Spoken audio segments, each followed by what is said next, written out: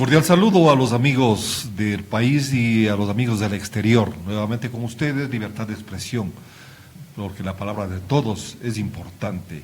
Qué gusto hoy día, en las puertas ya de culminar una etapa clave, una etapa muy importante para el país, el realizar este programa con la presencia de la doctora Guadalupe Fierro, presidenta de la Unión Nacional de Periodistas, y del doctor César Ulloa, destacado periodista e investigador de la comunicación.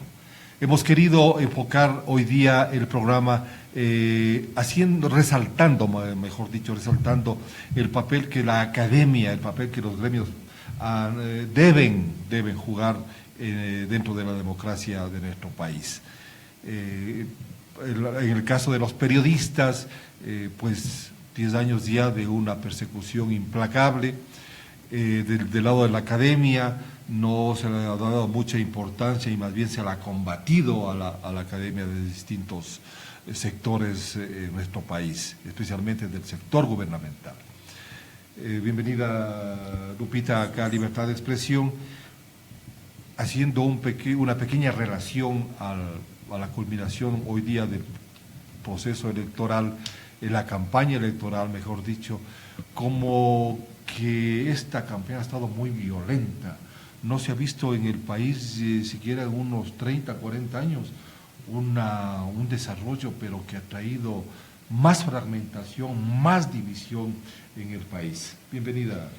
Muchas gracias, un saludo a todos los video audientes de este programa, que por cierto hace tanta falta un cruce de opiniones en absoluta libertad. Esperemos que en el futuro esto sea mejor. Bueno, lo que tú dices, nosotros hemos visto desde las aulas universitarias la política en nuestro país, y bien señalas tú, ni en el régimen que ha sido tildado como uno de los más duros y represivos de los últimos años, que fue el del ingeniero Febres Cordero, vimos este tipo de cosas. Yo no recuerdo haber escuchado un pronunciamiento vulgar, del duro, sí, muy duro contra sus opositores, jamás vulgar. No recuerdo en los últimos años haber visto un planteamiento tan polarizado en el tema de la política ecuatoriana. Parece que nos estamos jugando el fin del mundo, por lo menos para algunos actores políticos, por lo menos para algunas tendencias políticas. Es la forma en que se está planteando, incluso una campaña sucia que ha ofendido al civismo y a la democracia, ¿no?, a la convivencia democrática que debe tener un país. De manera que yo creo que ha sido absolutamente desafortunada esta campaña, y realmente lo que me da la impresión es de que, por lo menos de parte del oficialismo, lo que está buscando es, a costa de lo que sea, una permanencia en el poder. No le importa el costo. Realmente es lo último que hemos visto, esto último del estadio olímpico de nuestra ciudad. Realmente es preocupante, porque ni siquiera han meditado en la posibilidad de una tragedia. Pudieron haber causado, como hemos visto en el pasado reciente en muchos escenarios deportivos, que por menos cosas que las que se dieron ese día, por menos cosas se han provocado tragedias. No les importa. Realmente es una cosa extremadamente grave lo que está viviendo nuestro país. Sin embargo, yo tengo confianza de que el pueblo ecuatoriano, que ha dado muestras en el pasado de ser un pueblo realmente valiente, ¿no?, sepa dar una respuesta que nos saque de esta encrucijada que vive la democracia ecuatoriana. César, bienvenido a Libertad de Expresión. ¿Cómo ve la academia esta campaña electoral? Un cordial saludo a las personas que miran en directo el programa, así como todas aquellas personas que van a mirar después del programa cuando ya esté subido al canal respectivo. Reitero que para mí es un beneplácito compartir la opinión con Guadalupe. Paco, gracias por la invitación. Antes que referirme a cómo, desde mi punto de vista, estoy analizando desde una perspectiva académica, quisiera expresar mi repudio a cualquier manifestación de violencia, sea esta simbólica, física, psicológica, indistintamente del candidato que sea. A mí me parece que el Ecuador se ha caracterizado durante a lo largo del tiempo por ser una sociedad que resuelve las cosas sobre la base de alternativas distintas a la violencia. Entonces me parece que aquí habría que manifestar con bastante claridad, con bastante ímpetu, que repudiamos cualquier manifestación que quiera empañar un proceso que debería tener dos cosas mínimas: que las elecciones sean libres y competitivas. Y a mí me parece que nunca antes, desde el retorno a la democracia, se ha evidenciado un proceso proselitista desigual, lo que ha hecho que en la academia se construya una categoría que se llame el Estado candidato versus los otros. ¿Esto qué significa? Que toda la maquinaria institucional que está adscrita al Ejecutivo y además todas aquellas instituciones que están controladas por el Ejecutivo han hecho de manera descarada, de manera cínica, de manera ilimitada una campaña a favor del binomio oficialista. A mí me parece que aquí no ha habido empacho absolutamente de nada, Paco, Guadalupe. El Estado ha manifestado de manera pública, sin ningún empacho, vuelvo a insistir, el uso de los recursos. El uso de los recursos que significa el tiempo de los servidores públicos, los recursos de movilización del Estado, y además con una tibia actitud del Consejo Nacional Electoral y del Tribunal Contencioso Electoral, que no han puesto precisamente, como dice la palabra, una contención a las manifestaciones que han hecho una campaña desigual. Yo ayer hacía un símil con una serie de colegas y alumnos, digo, a ver, cuando dos equipos van a competir en cualquier, ¿no es cierto?, lid futbolística, tanto el uno como el otro juegan bajo las mismas reglas. Es decir, entran a la cancha con pleno conocimiento de lo permitido y de lo prohibido. En este proceso electoral parece que los jugadores entraron a la cancha sin que se establezca con claridad qué era permitido y qué era prohibido. En ese sentido, ¿no es cierto?, yo me arriesgo a decir de una forma bastante visceral, si cabe el término, que se ha configurado, insisto, un Estado candidato en donde las reglas del juego no han sido iguales para quienes están compitiendo. Y la tercera cosa es, ¿qué ha producido esto? Esto ha producido un agotamiento. Me parece que todos llegamos al final de un proceso que debería generar alegría, satisfacción, que debería ser una fiesta cívica. Llegamos agotados. Paco, yo creo que lo que sucede en las redes, lo que sucede en los medios públicos, incautados, privados, las conversaciones cuando una persona hace la cola en el supermercado, es una sensación de agotamiento, es una fatiga. Porque como tú manifestaste y como Guadalupe ya dijo, nunca antes hemos asistido a un evento donde la descalificación, el insulto, donde atentar contra la honra y la dignidad han sido una constante. Eso ha suplantado la propuesta, el debate. Fíjate que hasta el día de hoy no hemos podido tener la posibilidad de que los candidatos confronten ideas. No hubo debate. Que es importante en un proceso democrático, ¿no?, el debatir ideas, porque eso da una idea mejor para que el votante adopte una posición más adecuada. Y Lupita, acogiendo a lo que dice César, ¿hay miedo también? Por supuesto que sí. Yo creo que gran parte de las cosas que han ocurrido se pueden explicar por el miedo. Mira, el miedo es el educador más efectivo y negativo de una sociedad, ¿no? Tú ves que todos los regímenes autoritarios hacen una enorme cantidad de acciones, programan una estrategia definida con el objeto de implementar el temor, ¿no? Y ese pues es el mejor recurso que tienen. Y adicionalmente otro, el control informativo. El control informativo es clave para establecer un Estado autoritario. Pero antes de eso yo quisiera asumir un par de cosas que dijo muy interesantes César. El Estado candidato. Mira, aquí los candidatos tienen la obligación de debatir, no deben o sería deseable, tienen la obligación de debatir, porque hay que recordar que en nuestra legislación uno de los requisitos para candidatizarse es inscribir un plan, un programa de acción, un programa de gobierno. ¿Pero de qué sirve? ¿Inscribirlo para que esté en el anaquel del CNE? No, ese programa de gobierno tiene que ser obligatoriamente debatido, de eso se trata, no de que vaya a ser parte de un anaquel, de las propuestas excesivas que se han hecho, por ejemplo. Entonces, aparte de ello, hay que señalar una cosa que es importante que la dice César, el Estado candidato. Mira, se han violado, se ha hecho tabla rasa de toda disposición legal al respecto. El artículo 163 de la Constitución es extremadamente claro respecto a las condiciones de equidad que el Estado está obligado a garantizar. Pero aquí lo que hemos visto es, como dice César, que el Estado, en vez de convertirse en el árbitro garantizador de esta justa, equitativa entre las diferentes candidaturas, lo que se ha convertido es en el principal propagandista y promotor de una de ellas.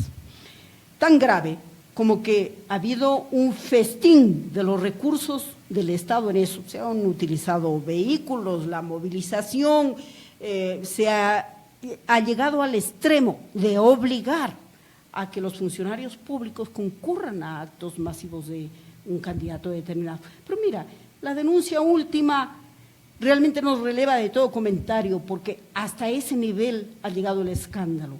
Si para promover una acción política irresponsable en un escenario deportivo como la que se dio en el Estadio Atahualpa, se han comprado por parte de instituciones públicas una gran cantidad de entradas para que estas personas puedan hacer una actitud de acoso, de hostigamiento a un candidato que no está dentro de esta lógica de apoyo del Estado. Bueno, entonces realmente hemos llegado a una situación absolutamente abyecta en cuanto al uso de los recursos públicos por parte del Estado para favorecer a una candidatura.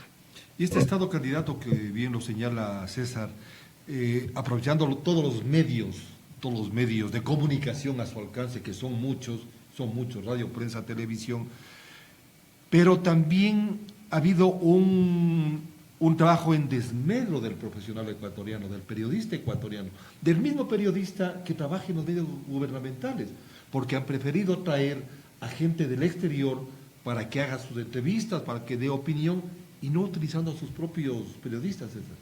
Paco, yo voy a referirme al informe que presentó la Comisión de Derechos Humanos en junio del año pasado en Ginebra, en donde nunca antes el Estado ecuatoriano, insisto, desde el retorno a la democracia, recibió tal número de recomendaciones que ni siquiera es equiparable con el gobierno represor del ingeniero León Febres Cordero. ¿Qué quiero decir? Que nunca el Estado ecuatoriano recibió, fíjense, más de 30 recomendaciones, sobre todo, indudablemente, en temas que tienen que ver con las libertades y las garantías que el catálogo de derechos de la Constitución establece para, ¿no es cierto?, expresarse en libertad, opinar en libertad y para garantizar el libre ejercicio que medios y periodistas realizan. ¿Esto qué ha devenido? Ha devenido, ¿no es cierto?, en un ambiente de autocensura al interior de los medios de comunicación. ¿Qué ha devenido esto? En la clausura, casi prácticamente en la imposibilidad de un ejercicio de investigación, con una paradoja que me parece bastante interesante, Paco y Guadalupe, y a los internautas que nos miran, que nos escuchan. ¿Cuál es la paradoja? Que el Estado, ¿no es cierto?, dentro de su cuerpo normativo, a través de la Ley Orgánica de Acceso a la Información, ¿no es cierto?, aparentemente, ¿no es cierto?, garantizaría que cualquier ciudadano, más allá de que ejerza o no el periodismo, tenga acceso a la documentación que es de carácter pública. ¿Cómo se puede exigir a los periodistas que investiguen cuando muchas de las veces, de forma legítima y además legal, piden información y no se las da? Entonces, fíjate cuál es la contradicción. Hay una ley que permite que el periodista exija, ¿no es cierto?, la entrega de documentos, pero por otra parte la Ley Orgánica de Comunicación establece que es una obligatoriedad de quien hace periodismo que contraste fuentes. ¿Cómo puede contrastar un periodista la información si cuando solicita la información no le entregan? Y por lo tanto tiene que hacerse una serie de maromas para tratar de cubrir los huecos informativos que existen. Por otra parte, a mí me parece que también lo que ha sucedido, no solo en la campaña, lo que ha sucedido durante estos 10 años, nos hacen repensar de manera bastante seria y sesuda cuál es el papel que deben cumplir los medios públicos, porque un medio público no es un medio gubernamental.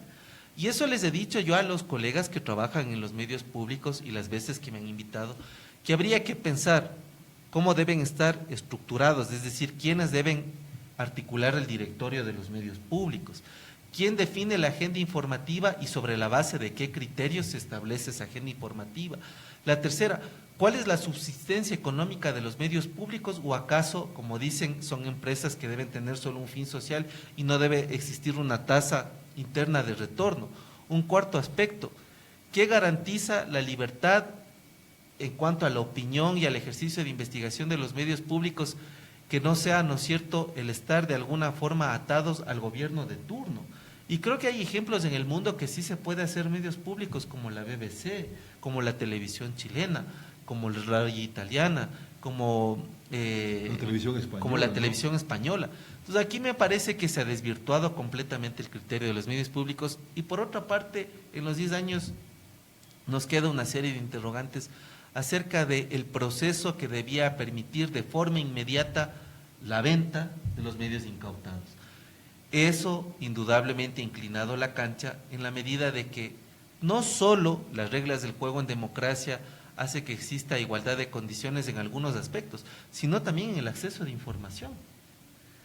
Uno puede de forma bastante clara, ¿no es cierto?, hacer una métrica y darnos cuenta cuál es el tiempo aire, cuál es el tiempo en espacio de impresos, cuál es el tiempo en medios digitales que ha recibido el un candidato y el otro candidato. Eso no es nada complicado, Paco. Entonces me parece que en estos 10 años también nos da la pauta para, indistintamente de la persona que gane, llamar un debate a la sociedad civil acerca del papel que deben cumplir los medios públicos e inmediatamente, ¿no es cierto?, exigir la venta de los medios incautados. La política se ha involucrado mucho no solamente en los medios de comunicación, sino en la prensa en general, Lupita. E incluso ha dividido a los medios periodistas, porque hay los oficialistas y los que están en contra del oficialismo. Eso, como bien lo dice César, cualquiera que sea el presidente que esté listo a gobernar a partir del 24 de mayo, tendrá que tomar en consideración. Bueno, yo creo que aquí hay 3 aspectos que hay que señalar. La primera, el tema de los medios públicos. Nosotros, desde la docencia, y siempre ha sido una aspiración que contribuye a la democratización de la comunicación, la de que haya medios públicos como tales, serios, honestos, que respondan a su denominación. Medios públicos son medios que corresponden a la sociedad y como bien dice César, hay ejemplos de estos medios en algunos lugares del mundo y evidentemente cumplen esa función. Lo que ocurre en nuestro país actualmente con los medios públicos es una degeneración total. Han degenerado no solamente en el hecho de que estén afectos a un gobierno, afectos a un partido político, afectos a una tendencia. Bueno, eso en sí mismo ya es grave, pero más grave son las fallas éticas, las fallas contra el código deontológico y las normas mínimas que debe respetar un periodista. Hay una degeneración total.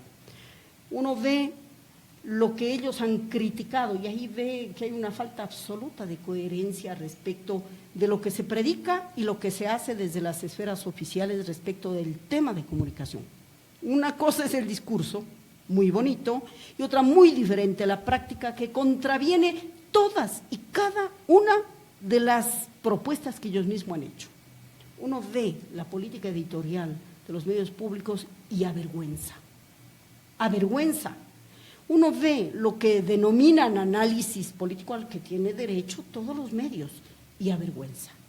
Realmente hay una degeneración total de lo que se denomina medios públicos. Con todo respeto lo digo para nuestros colegas que trabajan ahí, pero realmente es una realidad dolorosa. La segunda es lo que tú acabas de señalar y que está justamente vinculado a este tema. Yo creo que hay que discutir, y desde la academia pueden ayudarnos mucho, César, el tema de lo que es el periodismo frente a las opciones ideológicas. Alguna vez escuché a un presidente de la República decir, yo no tengo ideología, entonces yo me sorprendí porque era como decir que tenía el cerebro vacío. Nadie puede prescindir de eso. Y no podemos nosotros pedir a nuestros compañeros, periodistas, que prescindan de un afecto, de una tendencia, porque así es como se forman. Afecto o desafecto, ¿no? Por favor. Y precisamente por ello es de que hay que reconocer con valentía, para empezar a discutir este tema, que ningún medio de comunicación va a estar desligado nunca de una postura ideológica en el caso de los privados. Ahora, pero sí, mira, sí. Y esto es importante, porque esto nos lleva a un tema crucial para entender el tema de la comunicación, que tenemos que diferenciar lo que es un periodismo partidista, lo que es un periodismo militante y lo que es el periodismo profesional que se debe a la sociedad ecuatoriana en este caso o a cualquier sociedad. Y mira, es muy legítimo que haya un periodismo partidista. Yo conocí un periódico, no sé si hasta el día de hoy existirá, que se llama Opción, que es un periódico de partido, pero es legítimo, porque ese es un periódico destinado a difundir, propagandear las ideas de ese partido. Hay un periodismo militante, hay periodistas que están vinculados a una causa, a la causa ambiental, y hacen de eso el leitmotiv de su trabajo. Perfecto. Hay periodistas que van por el mundo buscando el problema, denunciar el problema, por ejemplo, de la pobreza, y hacen de eso su causa militante. Perfecto, eso está fabuloso. Hay que respetar, es un compromiso de vida que hay que respetar, pero lo que hay que hacer es que cada uno de estos periodismos lo diga con absoluta franqueza a sus audiencias, y en el caso de los medios públicos o de los medios gubernamentales, los unos destinados a difundir legítimamente una línea de gobierno y los otros que se supone comprometidos con la sociedad ecuatoriana deben cumplir ese papel. Y el tercer elemento, el que tú señalaste, Paco, que falta de confianza en nuestros propios compañeros. Mira, que el régimen que ha dicho que va a rescatar a los periodistas ecuatorianos, ¿no?, de una situación denigrante en el tema y paupérrima, en lo cual pues hay que señalar, eso nosotros siempre hemos defendido, que una profesión de riesgo tiene que ser bien remunerada, pero miren lo que terminan, qué incoherencia, ¿no? Llaman a periodistas del exterior para que cumplan una función que deberían, y con capacidad, hacerlo compañeros nuestros. Hay muchos compañeros capacitados en el ámbito de los medios públicos, en el ámbito del sector privado para cumplir esa función. Es como que si la selección ecuatoriana trajera como delantero al señor Messi para supuestamente que ayude, ¿no? Entonces, esto ha ocurrido, por ejemplo, cuando llaman al señor Gestoso a hacer ese trabajo, o como cuando llaman a esta señora periodista del diario Página 12 de Argentina para que haga un trabajo de denuncia que los señores de aquí, afectos al gobierno, no pueden hacerlo. Qué pena, qué vergüenza que tanto periodista pagado por el sector oficial no puede hacer este trabajo al que le llaman. Ahora, aquí hay una cosa grave, muy grave. Sí deberíamos averiguar nosotros quién paga estos estipendios, porque mira, yo me he sorprendido al leer como es el artículo de la señora, ¿no? Y dice, mira, escrito por Cintia García desde Quito. Ella hace esto, publica esto el 15 de marzo en Página 12, ¿no? Quiere decir que la señora García ha estado durante mucho tiempo aquí, y la pregunta sería, ¿le pagará su diario? ¿Será que está haciendo investigación para Página 12? ¿O quién le está pagando? No sea que nos encontremos con una sorpresa tan ingrata, que yo personalmente la tuve, como en el caso de Chevron. Cuando vinieron los artistas, algunos destacadas personas de pantalla, yo te digo sinceramente, admiradora de Danny Glover por su compromiso ambiental, dije qué maravilla. Hasta que me enteré que le habían pagado $300,000 por estar aquí menos de 3 días, ¿no? Y $300,000 creo que gana un trabajador ecuatoriano durante muchos años, toda su vida, y tal vez ni en toda su vida. Ahora, César, cuando Lupe tocó un tema muy importante, el de la ética. Se podría hablar de doble ética, de doble moral, cuando, por ejemplo, en uno de los canales de incautados, canales de televisión incautados, y que tienen una posición frontal contra el señor Lasso, pero a la vez recepta publicidad del banco que representa el señor Lasso. A ver, Guadalupe puso en discusión un tema que a mi modo de ver es decidor para que a futuro se pueda esclarecer la actividad periodística al calor de un ambiente de confrontación al que nos ha llevado estos 10 años del gobierno. La primera indudablemente tiene que ver con lo que ya Guadalupe ha mencionado, el periodismo militante, en donde de manera pública quien ejerce la actividad profesional se presenta como alguien que defiende una causa y la gente sabrá escoger esa opción o no. Así de sencillo. En ese sentido, ¿no es cierto?, esa persona que asume cualquier causa, sea política, religiosa, ambiental, de preferencia sexual, de derechos de cuarta generación, etcétera, ¿no es cierto?, prácticamente está trabajando para su causa y digo, de alguna manera eso es valedero porque esta persona, ¿no es cierto?, ya de forma pública manifiesta cuáles son los intereses que están guiando su accionar profesional. Lo grave es que hay gente que aquí, sin tener la valentía de decir que está haciendo un periodismo militante, sin embargo, ¿no es cierto?, detrás de las cortinas asume una actitud objetiva que no existe y se presenta ante el público de manera independiente. Pero yo creo que aquí la ciudadanía ha dejado de ser ingenua. ¿Por qué? Porque son tantas las manifestaciones de inclinación política a favor de uno y en contra de otro, que prácticamente nosotros hemos llegado a advertir, lamentablemente, ¿no es cierto?, qué medios militan y qué medios no militan. Respecto de la pregunta que tú me dices acerca del tema ético. Yo escribí aquí una frase escuchándole a Guadalupe su acertada intervención.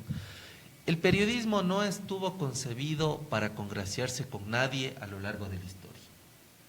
El periodismo lo que hace es brindar una serie de luces en donde la ciudadanía sabrá de alguna manera, de forma autónoma, de forma libre, de forma espontánea, no condicionada, saber qué decisión toma.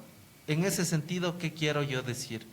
Que aun cuando un periodista tenga una ideología definida, puede ser que en el momento de hacer una investigación lo que descubra derrumbe su ideología. Pero eso no quiere decir que al momento de elaborar su producto, sea un reportaje, una crónica, una noticia, una nota, ¿no es cierto?, va a desviar o va a tergiversar el resultado de la investigación que tuvo. Entonces, el momento que esa persona ejerce el periodismo, más allá de la ideología que tenga, está sobre encima de su ideología todo aquello lo que supone, ¿no es cierto?, el servicio a la sociedad. Los medios de comunicación tienen un código de ética donde claramente se establece, ¿no es cierto?, que al momento, por ejemplo, de elaborar una información, indudablemente se tendrá que trabajar con equilibrio, es decir, si le doy un tiempo a una persona, al mismo tiempo debe dársele a la otra persona. Si doy relevancia, como los medios públicos han prestado, ¿no es cierto?, a la nota de prensa que ha publicado esta ciudadana argentina en el periódico Página 12, entonces también debería tener la misma posibilidad y espacio el aludido o la persona a la cual se están refiriendo. Entonces me parece que esas cosas mínimas que deben existir, lamentablemente, en este periodo, han sido difuminadas, se han visto opacas, han generado un ambiente de densidad. ¿Qué es lo que nos viene al final de este proceso? Digo, indistintamente de cualquier candidato que gane, porque además el pronóstico es bastante reservado por cómo se ha llevado la campaña. Es que la sociedad debe pensar desde los distintos sectores académico, gremial, empresarial, político, pensar seriamente en un pacto social de grandes dimensiones. Creo que la sociedad ecuatoriana necesita primero un baño de verdad. ¿Qué ha pasado durante estos años? ¿Y en qué consiste este baño de verdad? Nadie sabe a ciencia cierta, por ejemplo, cuál es el manejo del erario nacional. Nadie sabe, por ejemplo, cuánto es que el Ecuador en términos de compromisos tiene, por ejemplo, con la China. Deberíamos transparentar qué ha pasado, por ejemplo, en todo esto que algunos han llamado la judicialización de la política y la partidización de la justicia. ¿Hasta qué punto de vista refundar la institucionalidad en términos de justicia ha significado de manera real, por ejemplo, que la administración de la justicia sea buena, sea óptima? ¿Hasta qué punto de vista hay una sindéresis entre estos grandes complejos judiciales con la calidad en términos de administración de la justicia? ¿Hasta qué punto de vista realmente, ¿no es cierto?, se ha atendido a los sectores más vulnerables y donde se ve la población pauperizada? ¿O hasta qué punto de vista estas conquistas sociales han terminado siendo asistenciales clientelares? ¿Hasta qué punto de vista, ¿no es cierto?, se ha creado una sociedad en materia de progresividad de los derechos más tolerante, más humana, más ciudadana? Creo que estas cosas deberían llevarnos a pensar en un pacto social en donde la sociedad ecuatoriana tendría que transparentar una serie de cosas de cara a cualquier gobierno que venga. Y hay una cosa que sí quiero yo invitar a todos los sectores de la sociedad: no porque gane uno u otro candidato, ni el periodismo, ni las personas que hemos venido ejerciendo de manera libre, transparente, honesta, la opinión pública, tenemos que callarnos, indistintamente de que gane Alianza País o de que gane, ¿no es cierto?, el señor Lazo y su binomio Páez. La sociedad tiene que callar. No. Creo que la sociedad gana cuando hay una sociedad crítica, cuando hay una sociedad despierta, cuando nosotros dejamos un legado a la juventud que pueda, ¿no es cierto?, producir voces, que pueda multiplicar todas las cosas que debe manifestar una sociedad democrática. Ahora, una de las cosas que mucha gente menciona, expresa, y en la misma línea que dice César, la gente dice, nuestro país no dialoga, nuestro país no conversa, nuestro país vive de enfrentamiento en enfrentamiento y no se logra absolutamente nada. En una entrevista que le hacían ayer al expresidente Noboa, él hablaba de que en su gobierno logró conversar con los sectores indígenas, por ejemplo, y decía, se logró algo en materia de ayuda al sector indígena. ¿Por qué no dialogamos? ¿Por qué no se dialoga aquí en el país, Lupita? Bueno, porque tú escucharás que incluso como parte de una campaña electoral actual se ha utilizado el término diálogo como bandera, pero lo que pasa es que hacemos un diálogo de sordos. El diálogo consiste en escucharse a sí mismo. Mira, la característica del diálogo es que tú estés dispuesto a escuchar a alguien que disiente contigo, porque lo otro es una confirmación de lo que tú piensas.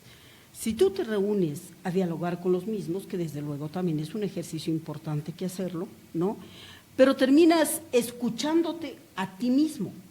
Entonces, el principal problema que nosotros tenemos para el ejercicio de un verdadero diálogo es, a ver, cuando uno entiende cuál era la lección platónica respecto del término diálogo, cuál era la intención socrática de llevar adelante el diálogo, era hacer la búsqueda de la verdad. El diálogo no es para cualquier cosa. El diálogo tiene que ser para la búsqueda de la verdad, y ahí lo que decía César es extremadamente importante. Si la gente piensa que el diálogo es primero para propagandear mis ideas, ¿no?, y que nadie me discuta, ¿qué diálogo va a haber? Segundo, si yo quiero utilizar el diálogo para encubrir las cosas que deben estar diáfanas, claras y transparentes, ¿de qué diálogo estamos hablando? Lo que estamos hablando es de maniobras de encubrimiento comunicativo. Mira, aquí deben ir esas dos cosas juntas. El diálogo socrático, el diálogo platónico, que debemos retomarlo, es una lección cívica, es una lección a los pueblos de que hay que conversar, pero para llegar a la verdad.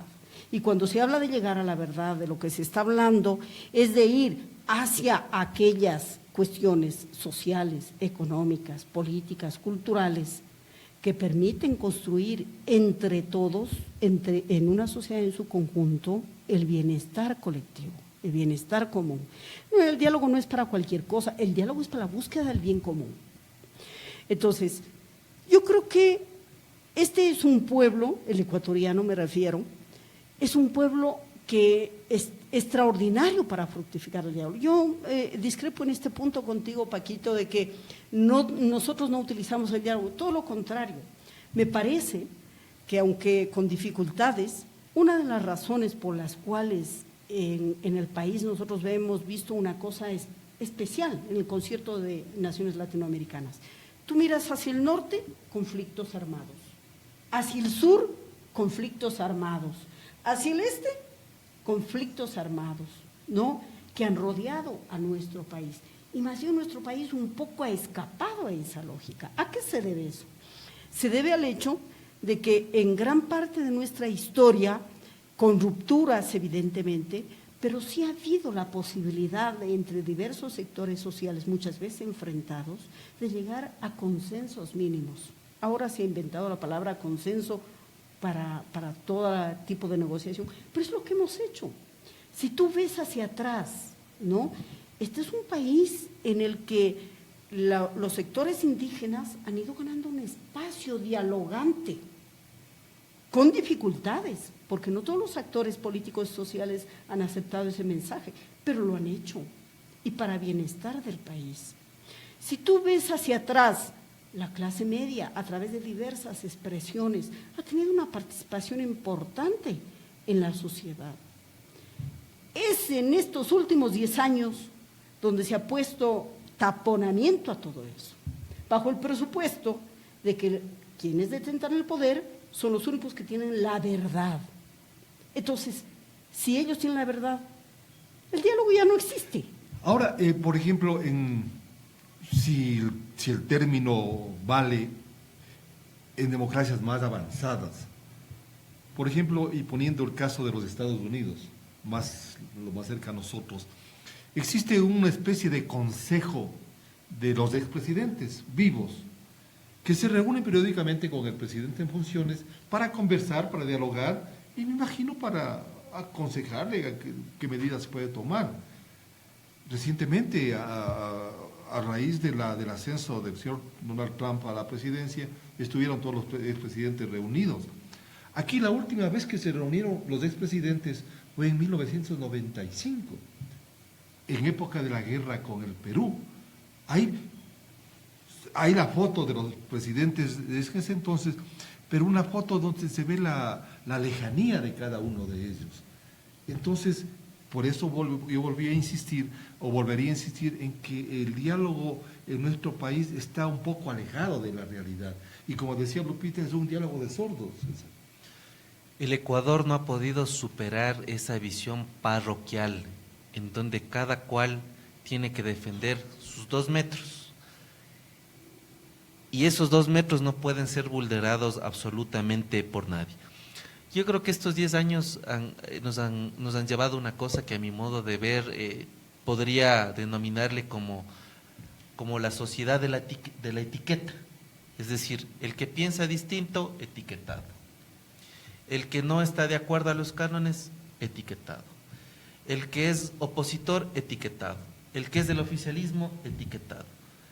Entonces, claro, en la sociedad de la etiqueta se desconoce toda la riqueza que en el Ecuador, incluso constitucionalmente, establece, que somos un país multicultural, pluriétnico, e incluso, a diferencia de la Constitución del 98, la del 2008, hace una progresividad en términos que todavía no se resuelven, de decir que el Ecuador es hasta plurinacional. Digo, no se resuelve porque no está resuelto eso. Entonces, me parece que la sociedad de la etiqueta se ha olvidado la esencia que nosotros somos un país diverso, somos un país distinto. Alguien alguna vez me preguntaba cuál es la característica identitaria del ecuatoriano. Es la diversidad, porque incluso dentro de las provincias de la sierra no somos ni tampoco debemos ser iguales. Los que estamos en Pichincha, que los que están en Tungurahua, que los que están en Chimborazo, que los que están en Cañar. Volviendo a tu pregunta, yo creo que se ha hecho un flaco favor a nuestra sociedad en el desconocimiento que esta diversidad más bien enriquece el debate. Ya esta pensadora Hannah Arendt establecía en un libro donde trata de dilucidar el futuro de las democracias, que un rasgo distintivo de la democracia es hablar entre diversos, no entre iguales, pues Paco. Sería lo lógico, ¿no? La diversidad hace que las propuestas se enriquezcan, la diversidad hace que se retroceden los desaciertos, la diversidad también nos conduce a errores, pero la sociedad es una evolución en una circularidad de errores y desaciertos, errores, desaciertos y aciertos. Respecto de lo que tú decías, esa misma incapacidad de reconocer la diversidad ha hecho que los principales actores protagonistas de las tiendas tradicionales como de las nuevas no se sienten a conversar.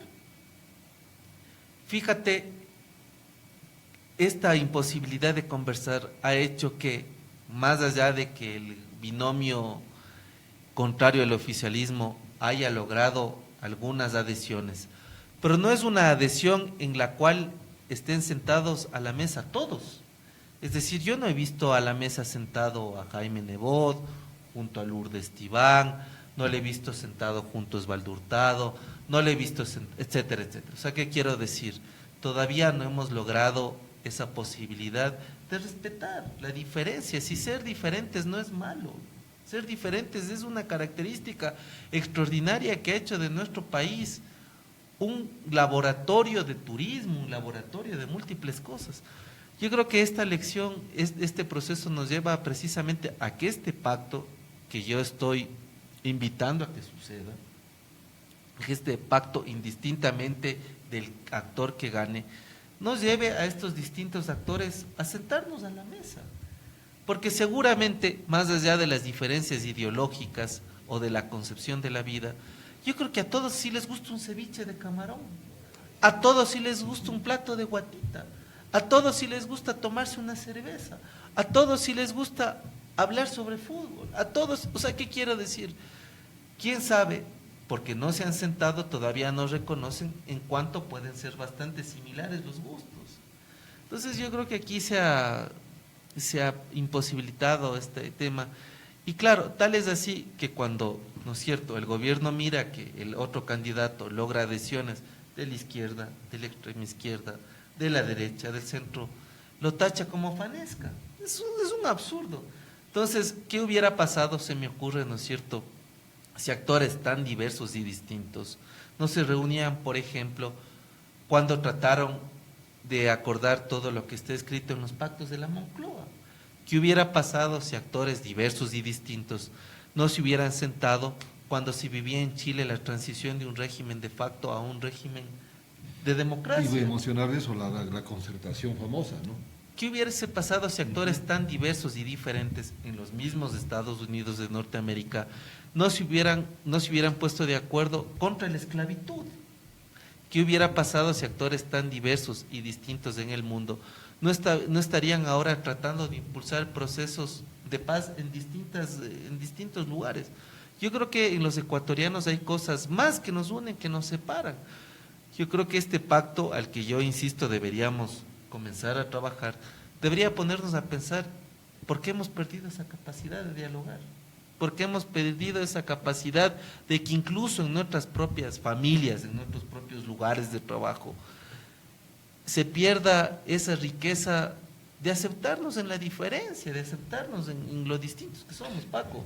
Lupita, y lo que dice César con mucha razón, con mucho fundamento, ¿se puede dar cuenta o se puede dar fe ahora, últimamente acá en nuestro país, en esta campaña electoral, en este proceso electoral más bien dicho, cuando actores tan disímiles como la extrema izquierda representada en la Unidad Popular, hay que decirlo con palabras enteras, cuando la Unidad Popular, el ex MPD, por ejemplo, el mismo sector indígena, que siempre ha estado identificado con la izquierda, apoya al señor Lasso? O sea, que la posibilidad de dialogar está latente. Hay la posibilidad de dialogar. Entonces, ¿dónde está la falla? Bueno, yo creo que una parte positiva de lo último que nos ha ocurrido es que nos ha llevado a una reflexión sobre las cosas que hacemos mal. Y yo siempre digo que sería terrible salir de una época como la que nos ha tocado vivir y que no hagamos una reflexión seria y honesta de cuánto es lo que cada uno de nosotros colaboramos para que esto se diera. La primera cosa que hay que señalar es de que no puede volver a repetirse un hecho tan funesto como es el de que la pedagogía del miedo, que es la pedagogía social más efectiva de control social y político, vuelva a instaurarse. Y peligroso. El hecho de que haya un caudillo, una persona, una institución que cada sábado, como nos ha ocurrido últimamente, condene, premie, castigue, diga, dirija a todas las instituciones del Estado. Y de su veredicto. En una función, de su veredicto.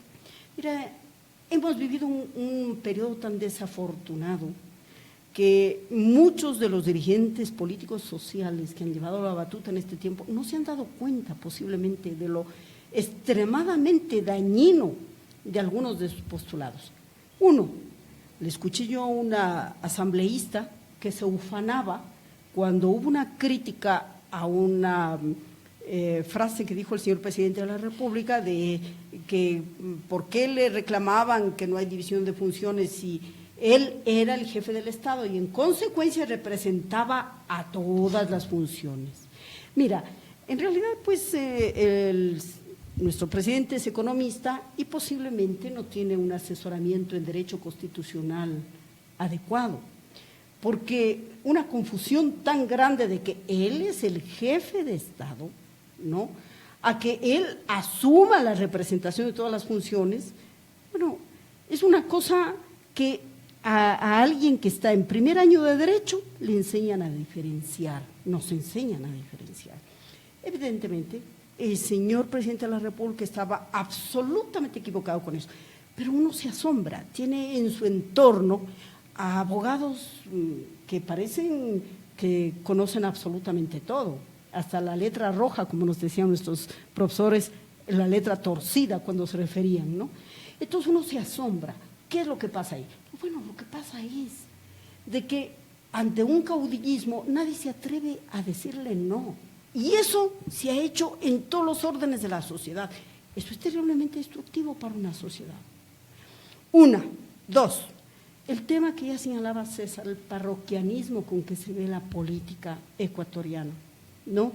Aquí, lo que en otros lugares celebran, cuando hay una unidad entre dispares, en las sociedades democráticas lo celebran, dicen que bueno, han encontrado la forma de ponerse de acuerdo.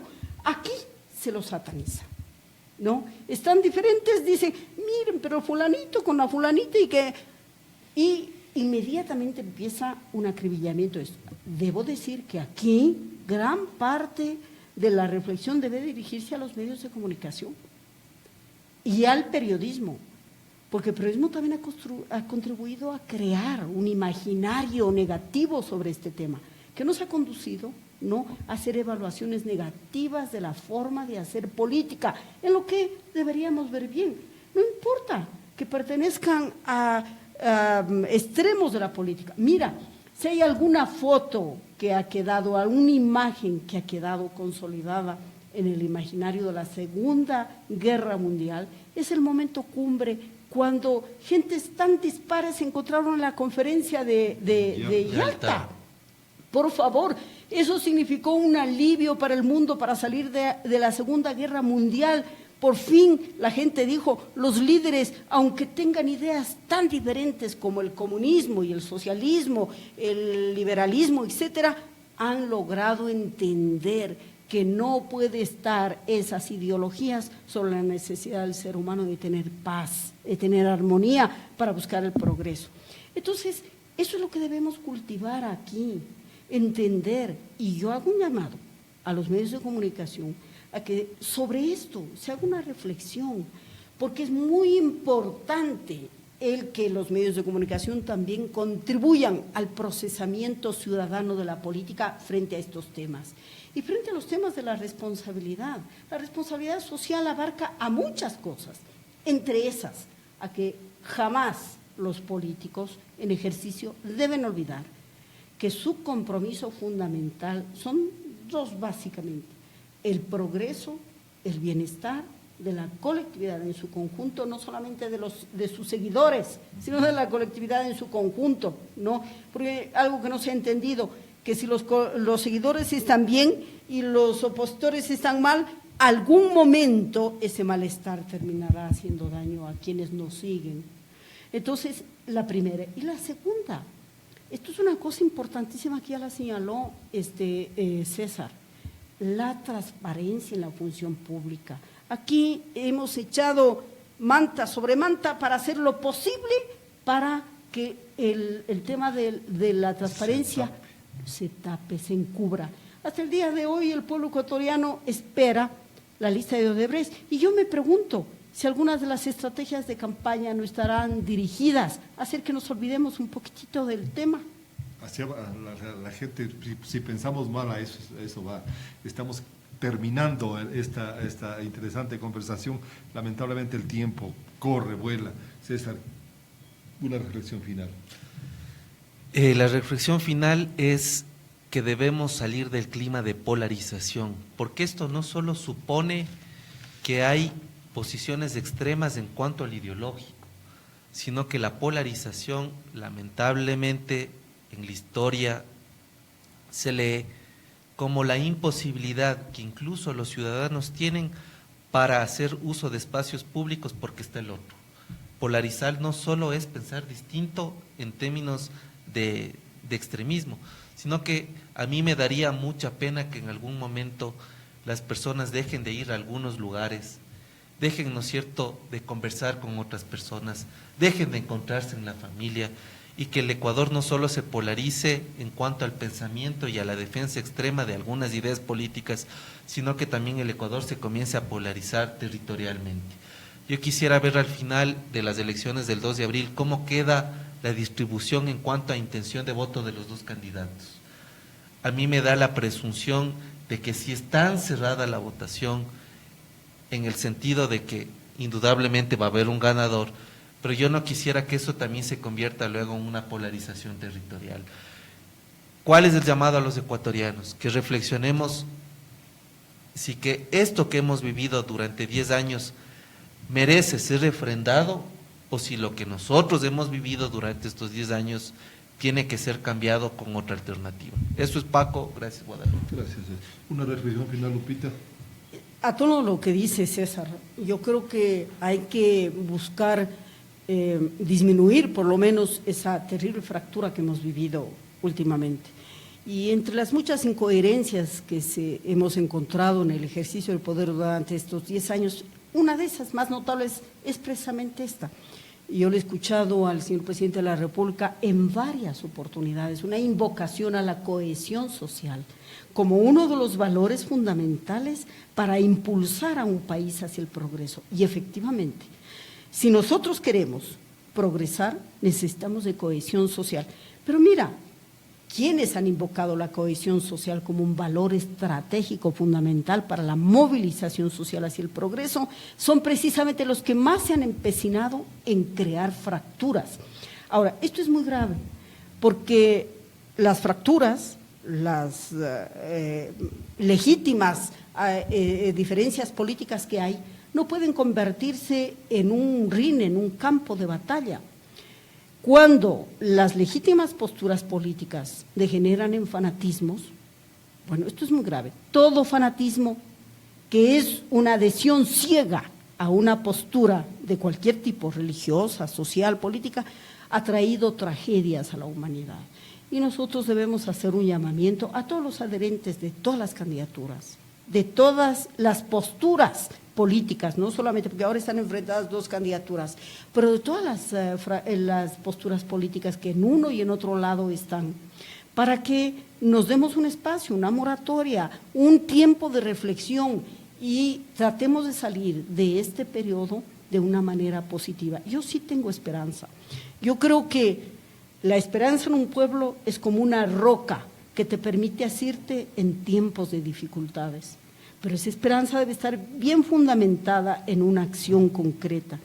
Y esa acción concreta solamente pueden promoverla los líderes de todo tipo, líderes de opinión, líderes políticos, ¿no? Y la sociedad en su conjunto respecto de este tema. Salgamos de esta situación y abramos un espacio de conversación entre incluso ganadores y perdedores de la contienda. Y el único ganador será el país. Así es. Fortaleciendo el país estamos fortaleciendo a la sociedad. Queremos terminar este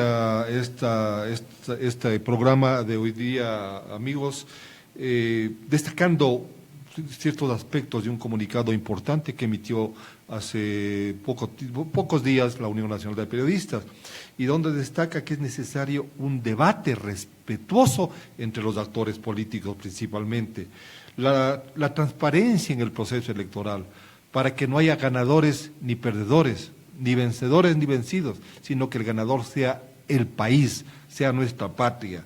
Un respeto irrestricto al trabajo profesional de los periodistas. Si en 10 años hemos sufrido el ataque feroz, pero que ahora ese ataque feroz se vea reflejado en un respaldo irrestricto al trabajo periodístico.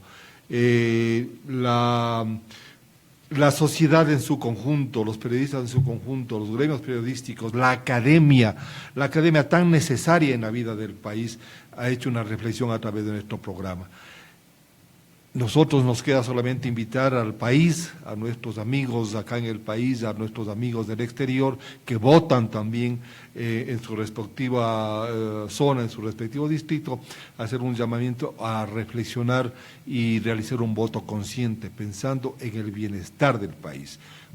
Un poco más de horas estaremos entrando ya en una época de reflexión hasta el domingo 2 y esperamos que, lo repito, el único ganador sea el país, sea nuestro Ecuador. Gracias a nuestra presidenta, a la doctora Guadalupe Fierro, gracias al doctor César Ulloa. A ustedes también gracias por escucharnos, por mirarnos, y esperamos ver nuevamente el próximo martes 4 de abril.